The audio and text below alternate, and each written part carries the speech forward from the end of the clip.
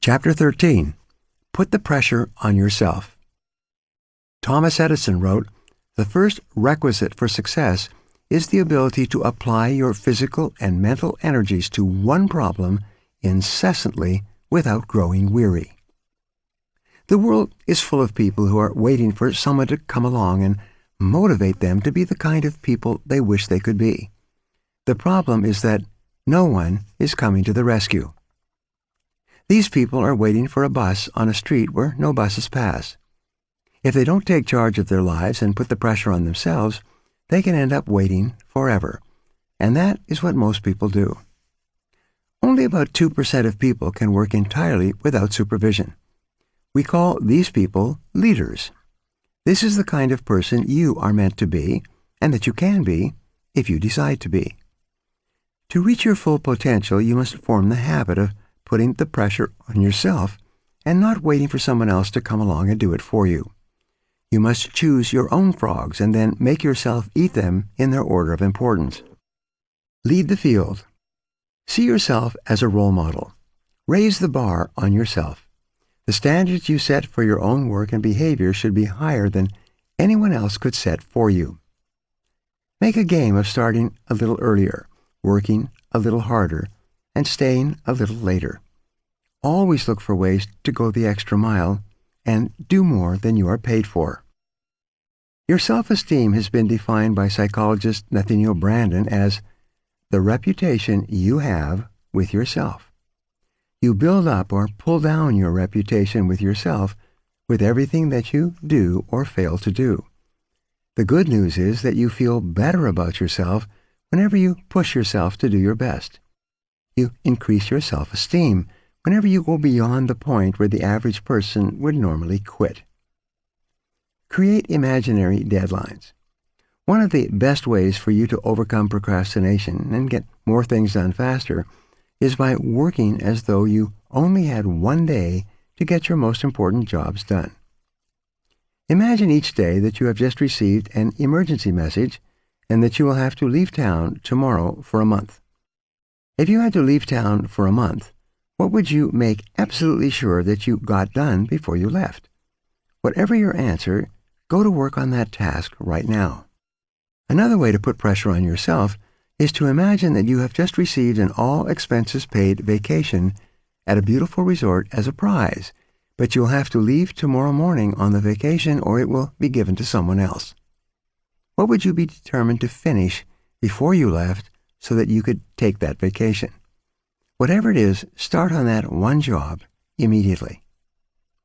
Successful people continually put the pressure on themselves to perform at high levels. Unsuccessful people have to be instructed and pressured by others. By putting the pressure on yourself, you will accomplish more tasks better and faster than ever. You will become a high-performance, high-achieving personality. You'll feel terrific about yourself, and bit by bit, you will build the habit of rapid task completion that will then go on to serve you all the days of your life. Here are 2 exercises for you. Number 1, set deadlines and sub-deadlines on every task and activity. Create your own forcing system. Raise the bar on yourself and don't let yourself off the hook. Once you set yourself a deadline, stick to it and even try to beat it.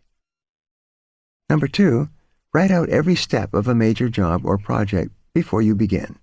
Determine how many minutes and hours you will require to complete each phase. Then race against your own clock. Beat your own deadline. Make it a game and resolve to win. Chapter 14. Motivate yourself into action. The French writer Antoine de Saint-Exupéry wrote, "It is in the compelling zest of high adventure and of victory and of creative action that man finds his supreme joys." To perform at your best, you must become your own personal cheerleader. You must develop a routine of coaching yourself and encouraging yourself to play at the top of your game. Most of your emotions, positive or negative, are determined by how you talk to yourself on a minute-to-minute basis. It is not what happens to you, but the way that you interpret the things that are happening to you that determines how you feel. Your version of events largely determines whether these events motivate or demotivate you, whether they energize or de-energize you. To keep yourself motivated, you must resolve to become a complete optimist. You must decide to respond positively to the words, actions, and reactions of the people and situations around you. You must refuse to let the unavoidable difficulties and setbacks of daily life affect your mood or emotions. Control your inner dialogue. Your level of self-esteem, how much you like and respect yourself, is central to your levels of motivation and persistence. You should talk to yourself positively all the time to boost your self-esteem. Say, "I like myself. I like myself," over and over until you begin to believe it and behave like a person with a high-performance personality. To keep yourself motivated and to overcome feelings of doubt or fear, continually tell yourself, "I can do it. I can do it." When people ask you how you are, always tell them, "I feel terrific. I feel terrific." No matter how you really feel at the moment, or what is happening in your life, resolve to remain cheerful and upbeat. As Viktor Frankl wrote in his best-selling book, Man's Search for Meaning, the last of the human freedoms is to choose one's attitude in any given set of circumstances. Refuse to complain about your problems. Keep them to yourself. As speaker, humorist Ed Foreman says, you should never share your problems with others, because 80% of people don't care about them anyway, and the other 20% are kind of glad that you've got them in the first place. Develop a positive mental attitude.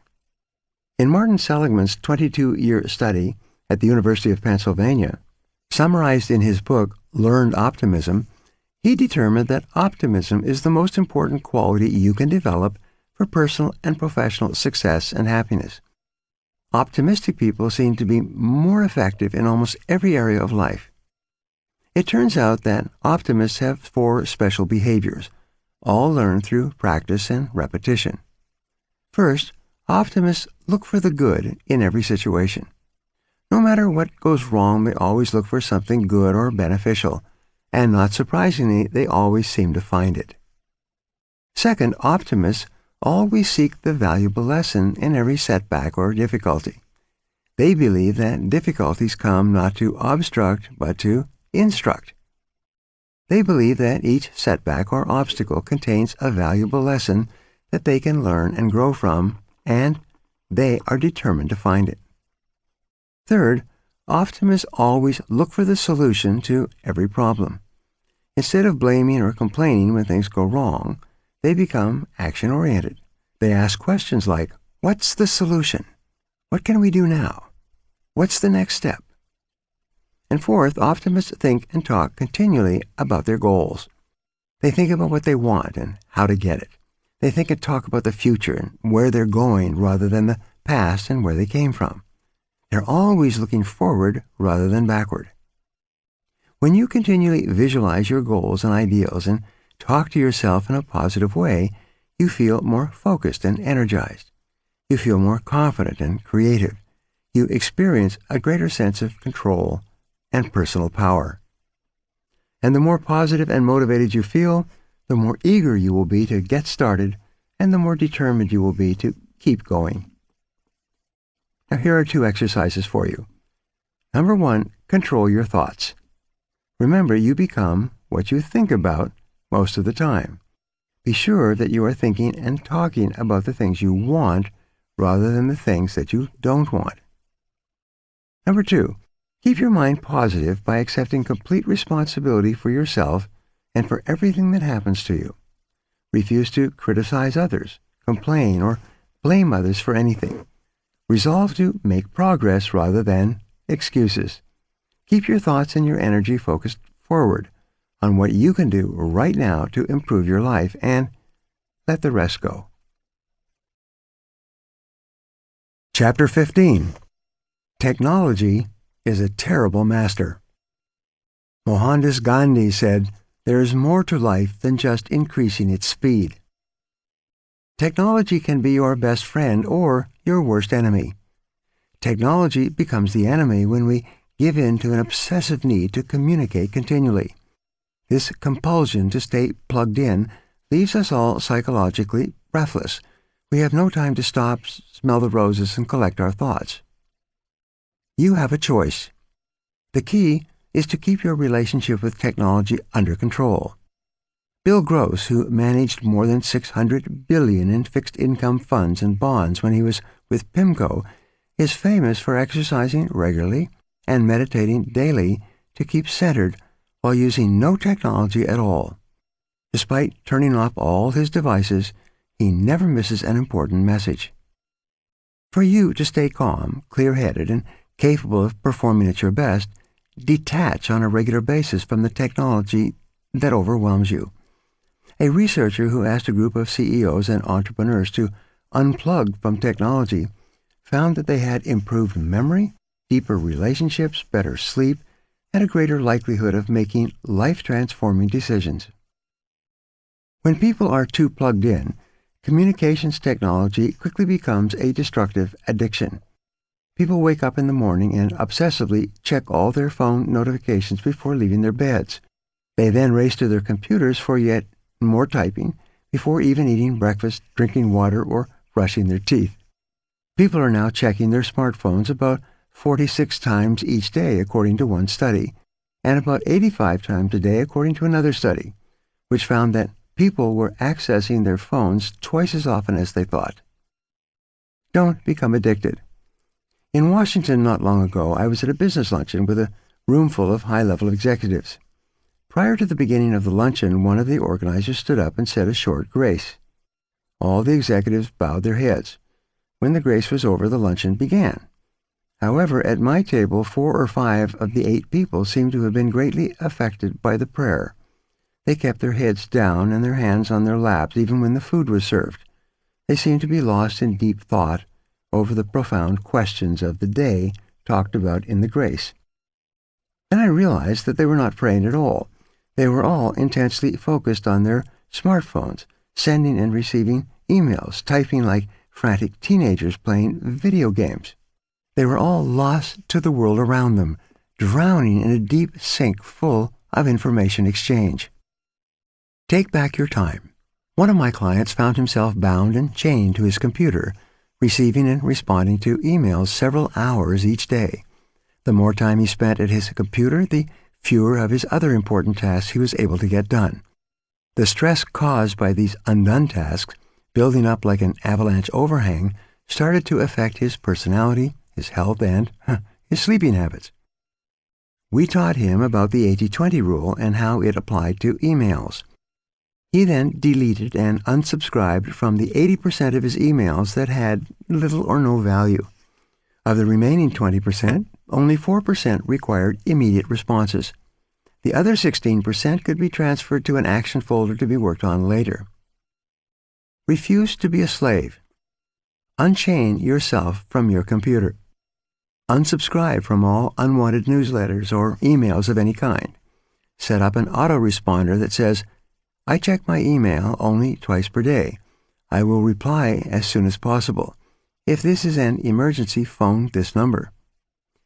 A journalist for Fortune magazine once wrote that when he arrived back at the office after a 2-week European vacation, he had more than 700 emails waiting for him.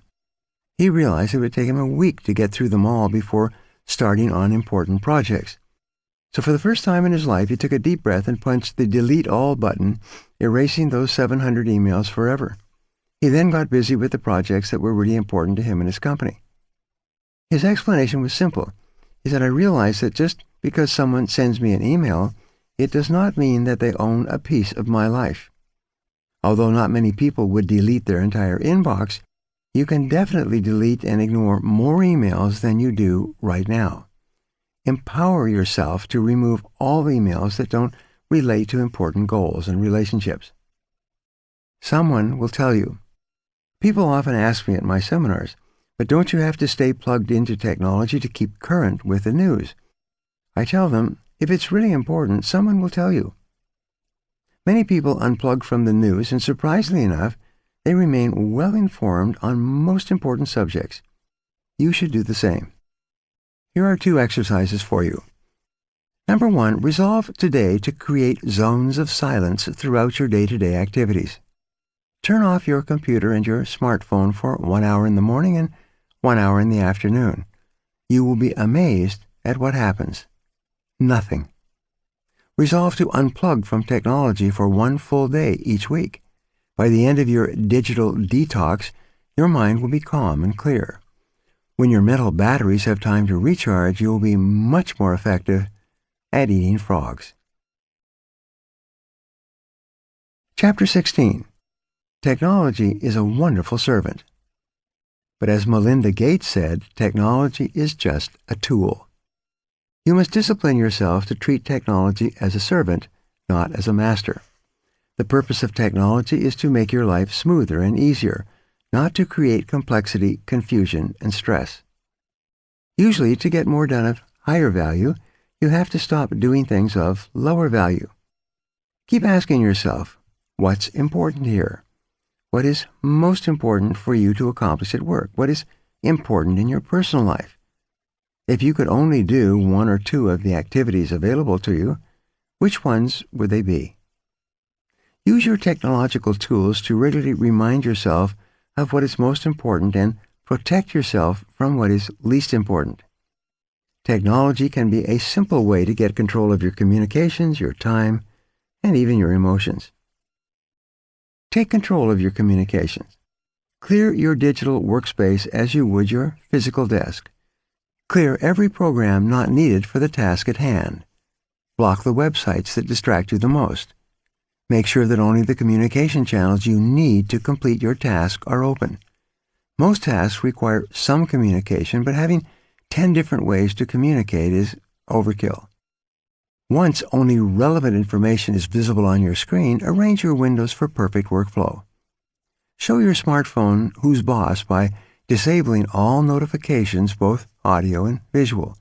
This is an important step toward checking your phone on your own schedule and thus regaining control of your life. But what about emergencies?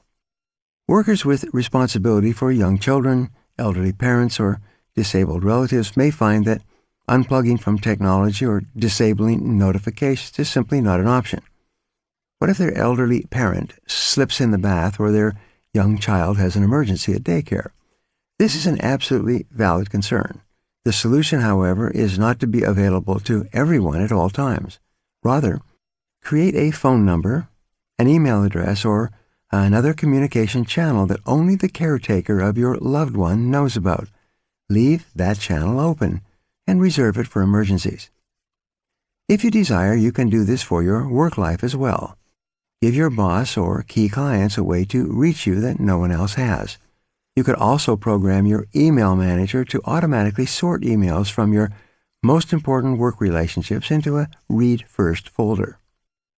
In other words, segment your communication channels so that only frogs can hop into your castle of concentration.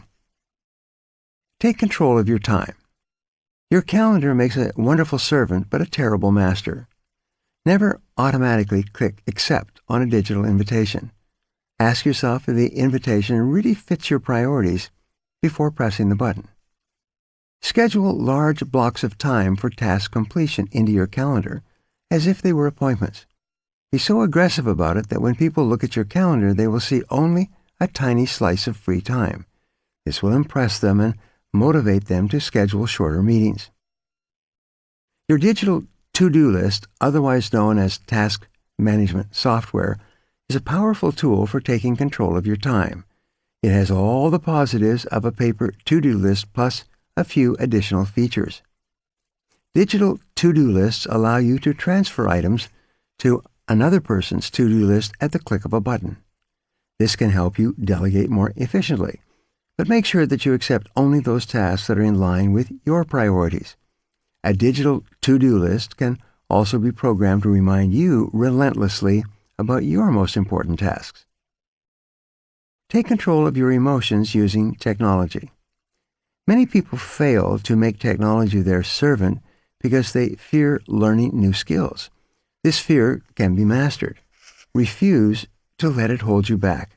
Everything is learnable, and what others have learned, you can learn as well. Let your organization know that you are interested in learning about technological tools that will make you more efficient. If you have a friend, family member, or coworker who is a tech whiz, learn everything you can from that person. Above all else, avoid the phrase, "I can't." Technology is no longer optional. It's just as important as reading, writing, and arithmetic. And the idea that only certain kinds of people are good at technology is a myth. No matter your age, race, or gender, you have the power to master technology. If you do become frustrated, just remember that it happens to everyone. Even expert programmers who are paid hundreds of dollars an hour will sometimes be frustrated by technology. When you make technology your servant, it can be a source of positive, motivating emotions and increased productivity. Post your most important stretch goal on social media and promise your followers that you will achieve that goal. Update them daily on your progress so that if you skip a day or slack off, everyone will know. Posting on social media about your progress is a great way to reward yourself for making headway on long-term projects. When the payoff is far in the future, it can be hard to stay motivated, so getting likes or hearts from your followers on your daily updates can be a way to achieve a mini payoff. You can even seek out people in your field on social media and compete with them to see who can eat the most frogs. For example, many novelists like to share their daily word counts on Twitter so that they can see who in their social circle is the fastest and most productive writer, and who gives in to procrastination. Stop being enslaved by social media and make it work for you instead. It's simple. Instead of posting something trite, post about your life goals and seek the social support to achieve them. Now here are 2 exercises for you. Number 1, resolve today to turn off all notifications except for your emergency channels. Create special areas in your digital life for your most important tasks. Number 2, resolve to research and install one piece of software or one app that will help you to be more efficient and focused in the future. Chapter 17. Focus your attention. Jiddu Krishnamurti wrote, "All of life is the study of attention. Where your attention goes, your life follows." Focused attention is the key to high performance. The attraction of distraction, the lure of electronic and other interruptions, leads to diffused attention, a wandering mind, a lack of focus, and ultimately underachievement and failure. Current research proves that continuously responding and reacting to emails, telephone calls, and texts, and instant messages has a negative effect on your brain, shortening your attention span and making it difficult, if not impossible, for you to complete the tasks upon which your future and your success depend. Developing an addiction. When you check your email first thing in the morning, or when you respond to the bell or other sound that indicates an incoming email or message, your brain releases a tiny shot of dopamine. This shot gives you a pleasant buzz. It stimulates your curiosity and causes you to react and respond immediately. You instantly forget whatever else you were doing and turn your full attention to the new message. Like the sounds of bells ringing when you win while playing a slot machine, the sound of the email or instant message triggers the reaction of, "What did I win?" You immediately stop your work to find out what your prize is. When you start your day with a few shots of dopamine triggered by your email or instant message bell going off, you find it extremely difficult to pay close attention to your important tasks for the rest of the day. You are addicted. The multitasking illusion. Some people believe that they can engage in multitasking, going back and forth between emails and important tasks. But people can focus only on one thing at a time. What they are really doing is called task shifting. They are shifting their attention back and forth like swinging a searchlight from one object to another. After an internet interruption, it takes about 17 minutes for you to shift your total attention back to your task and continue working. This is precisely why so many people today are working harder and harder, shifting from email interruptions to work and back again, all day long and getting less and less accomplished. They also make more mistakes. The proven solutions. The solutions are simple and are being adopted by the most productive people in every industry. First, don't check your email in the morning and trigger the all-day dopamine addiction. Leave your devices off.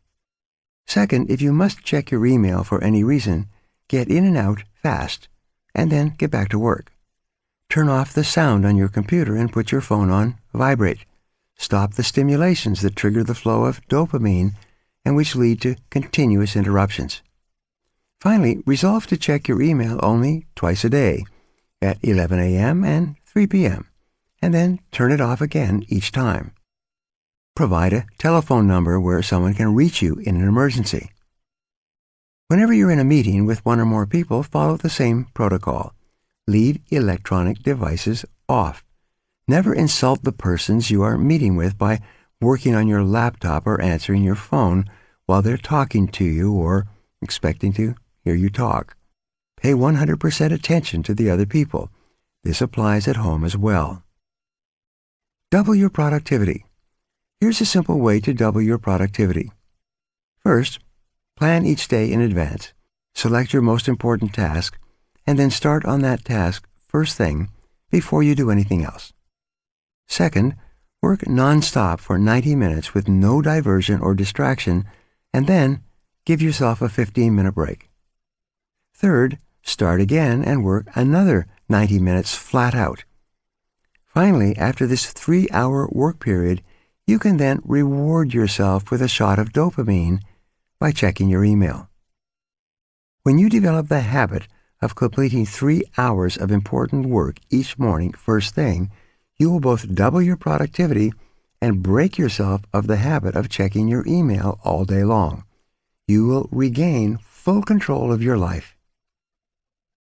Now here are 2 exercises for you. Number 1, keep your goals of success and high productivity in mind. Before you do anything, ask yourself, is this helping me to achieve one of my most important goals, or is this just a distraction? 2, refuse to become a slave to the bells and whistles that distract you from completing those tasks that can make a real difference in your life. Leave your devices off.